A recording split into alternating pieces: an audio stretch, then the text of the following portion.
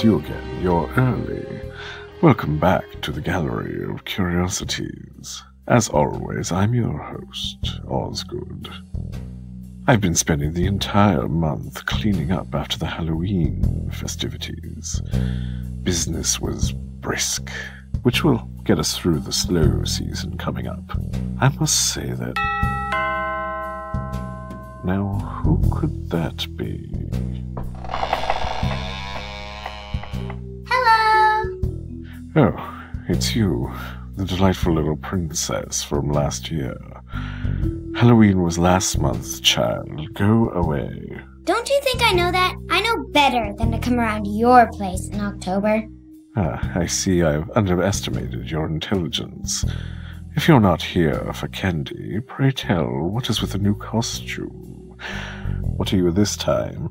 A Marine? Listen, I don't want any trouble, mister. I'm just here to sell you some cookies. Funny, I don't recall a flak jacket being a part of the regular uniform.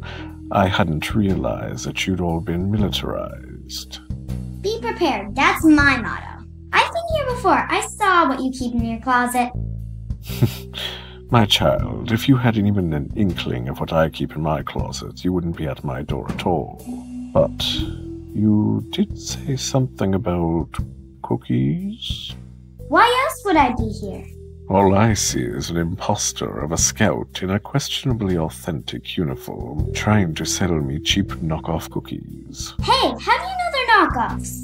Perhaps the fact that they're packaged in brown paper bags and labeled with magic marker? That doesn't mean they're cheap. I only use the finest ingredients. I cut costs on packaging. Are you telling me that these cookies are homemade? Aren't the best cookies homemade? Do you always answer questions with a question? What do you mean? No, think nothing of it. What are you offering? I have 4 delicious varieties. Mint Maoris, my bestseller, tinfoil hats, dualities, and thanks for nothings. Intriguing array. What's in the mint Maoris?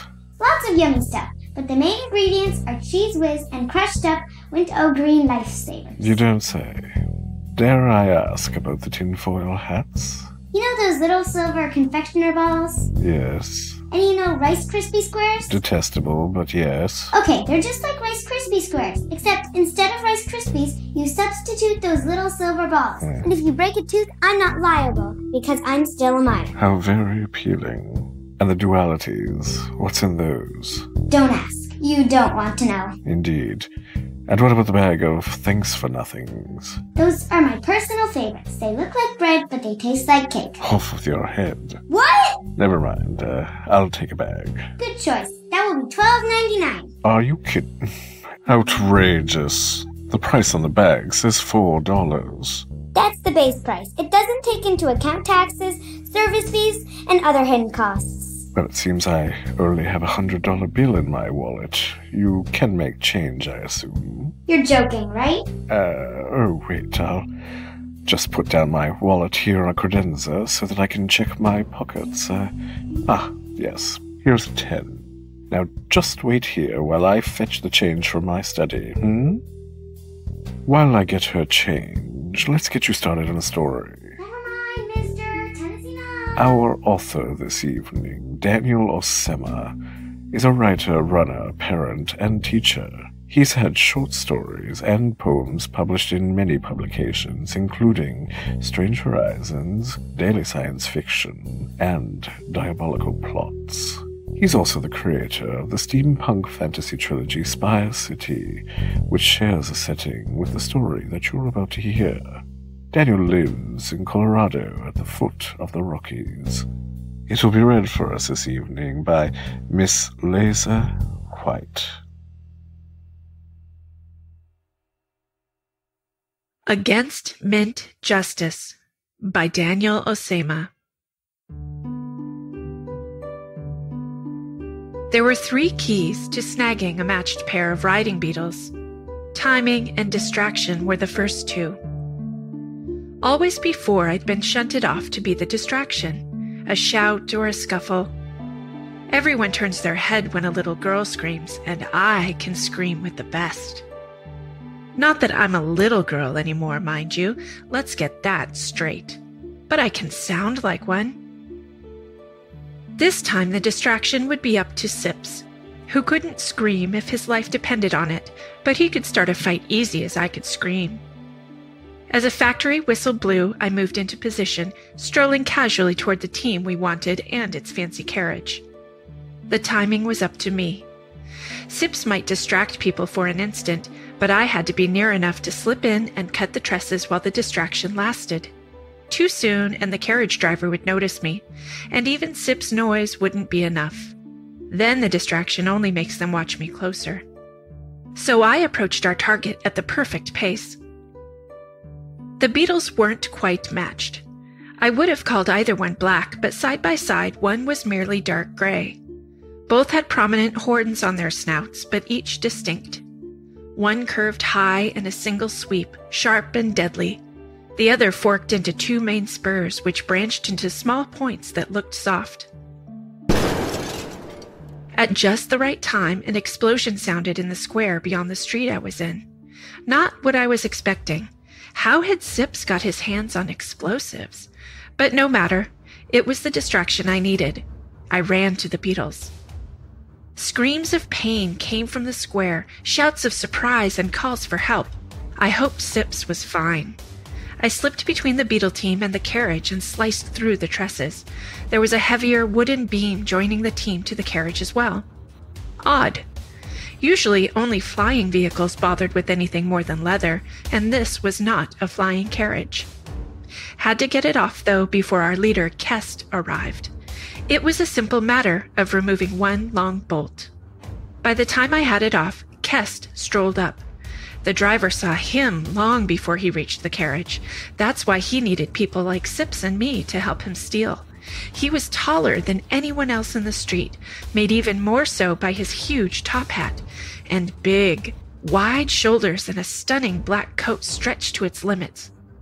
What really made him stand out was his arm, or rather, the industrial hose he'd grafted onto his shoulder when he'd lost his arm in a factory accident.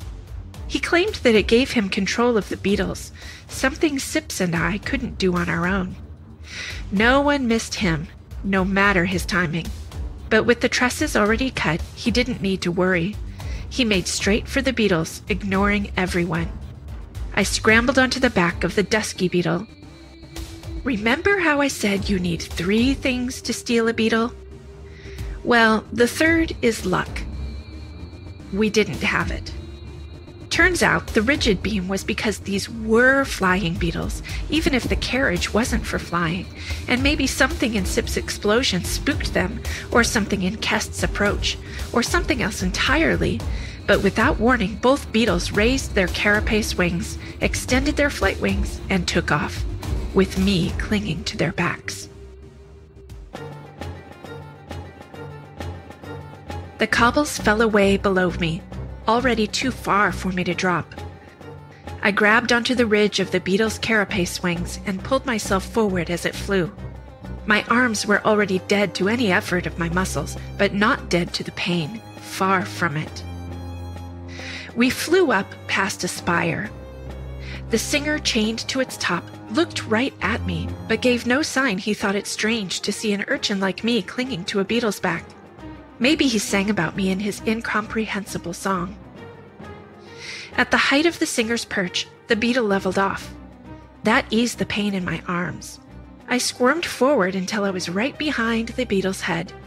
I sat astride there and tried my best to enjoy the view. What other petty thief could say she'd ridden a beetle like this?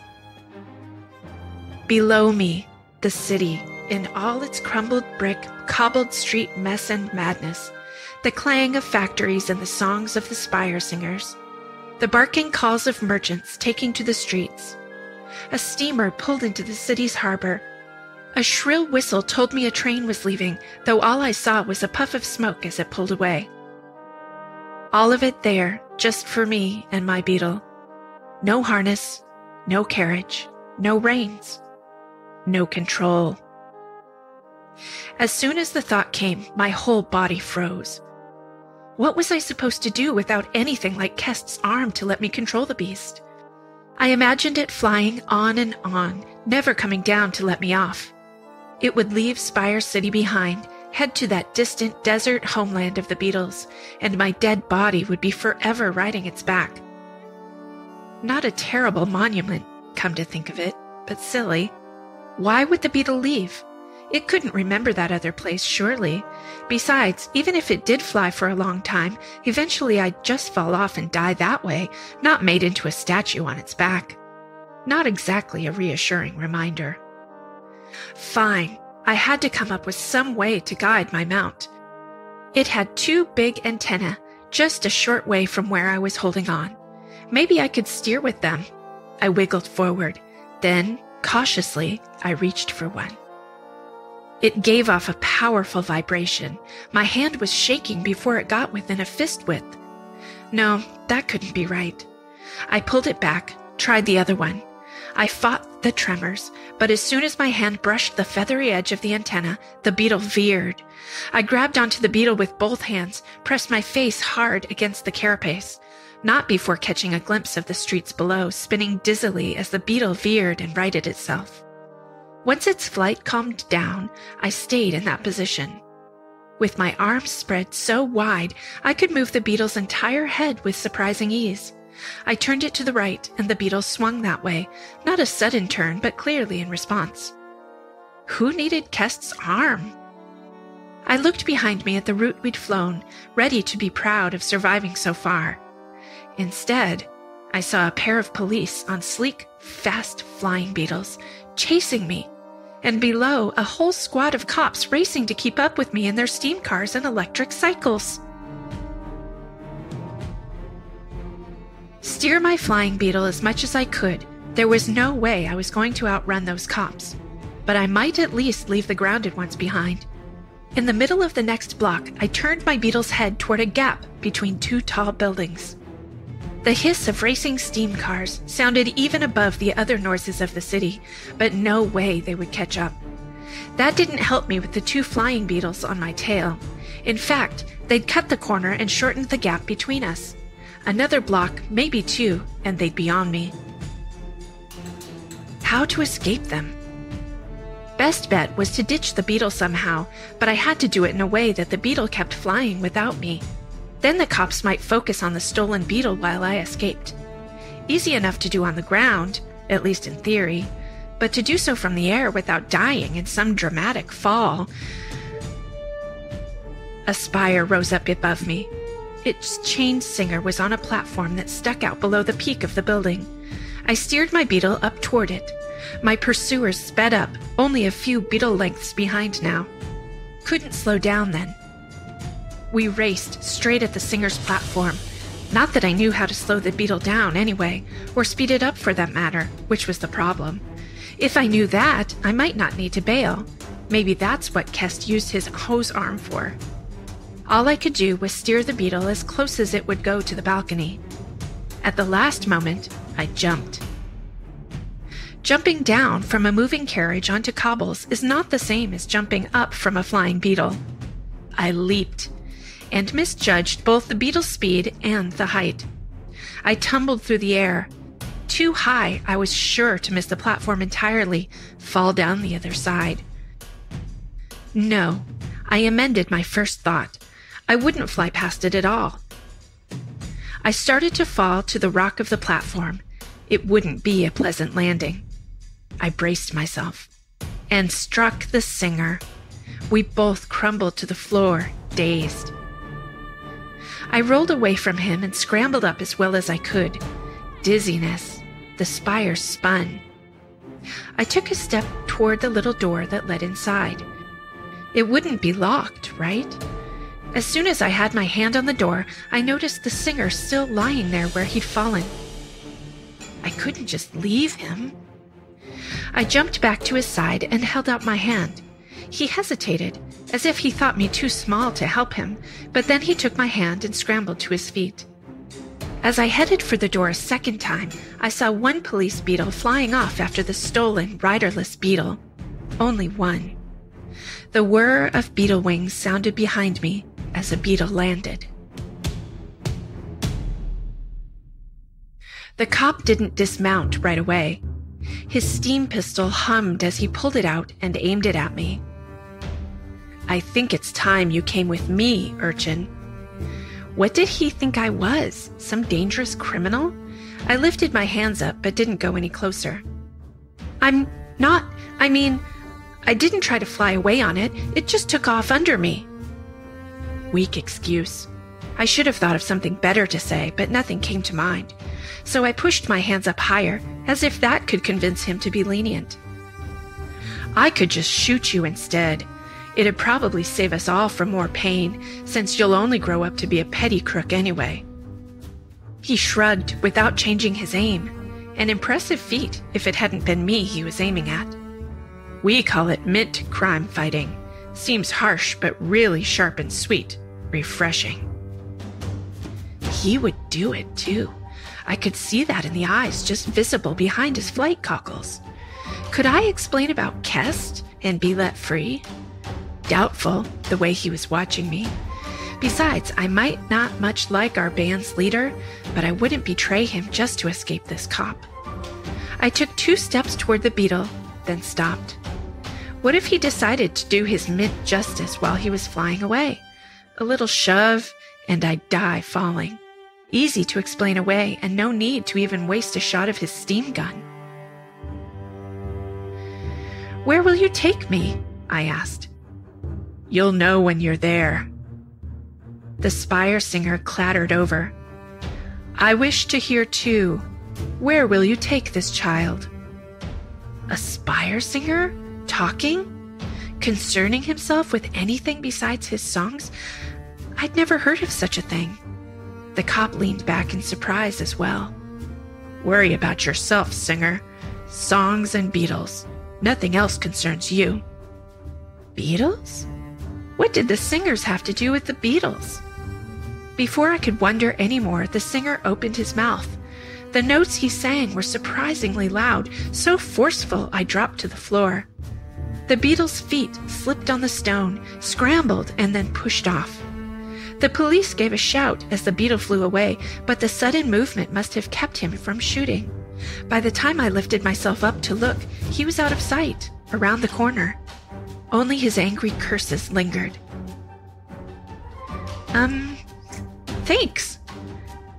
I wasn't thinking about the words or looking at the singer, just staring where the cop had gone. How had that happened?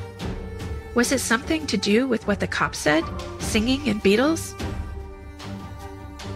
It wasn't for you, child. The singer's voice had notes of music in it, as if the songs came from inside.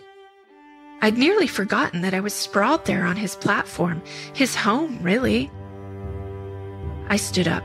My moment of embarrassment passed quickly as I blurted, Do you control them? That's the singer's secret, isn't it? That you control the Beatles? I don't like you up here either. Just because I didn't want that police officer on my perch doesn't mean I was doing it for you. When I didn't say anything else and made no move to leave, he relented enough to say, No, not control. We sing their maps, that's all. But you did, I insisted. I saw you force that beetle to leave. Well, the singer looked half annoyed and half pleased, and I realized how young he was. Not much older than 20, I'd guess. Let's just say that sometimes a map can only show one way to go, and be pretty insistent about taking it. But it's not easy. Most of the time, our songs have even less control than the words you unchained people use to fly them. He shook his head, annoyed he'd bothered to answer me. Now, scat, this is my perch, not the police's, and not yours. As I descended the narrow stairs inside the wall, I realized what he'd said. Words. Words were what controlled the Beatles, not police, and not singers, and certainly not Kest's arm. Simple words anyone might learn. Words I might learn. I jumped down the last of the steps and out into an alley beside the spire. Forget about going back to Kest. What I needed was a taxi driver who would take me as an apprentice. And one day, well, I'd keep an eye on that cop if I could. And if I ever saw him or anyone trying to pull their mint justice, I'd make sure they didn't get away with it, one way or another.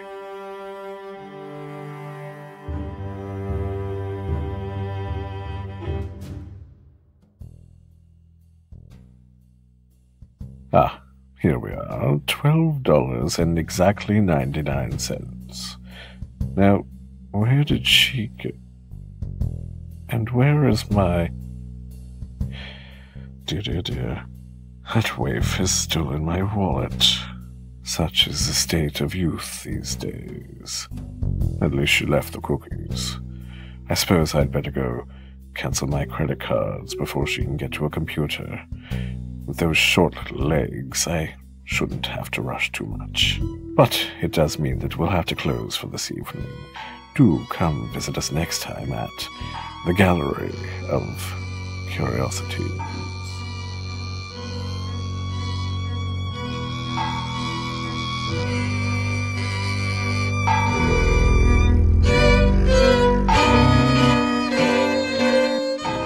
Gallery of Curiosities is produced under a Creative Commons International 4.0 non-commercial attribution, no derivatives license. Don't sell it, change it, or make a transcript.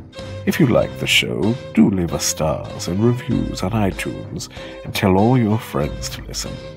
And if you really like us, consider joining our Patreon campaign. If you don't like us, why are you here? This evening's story music was by Brett Van Donsel and Kevin MacLeod. Some sound effects were obtained from Zapsplat. Our theme song is Ashes Ashes by Deus Ex Vapora Machina. This episode was released just barely in November of 2017. For full show notes, do visit us on the web at gallerycurious.com.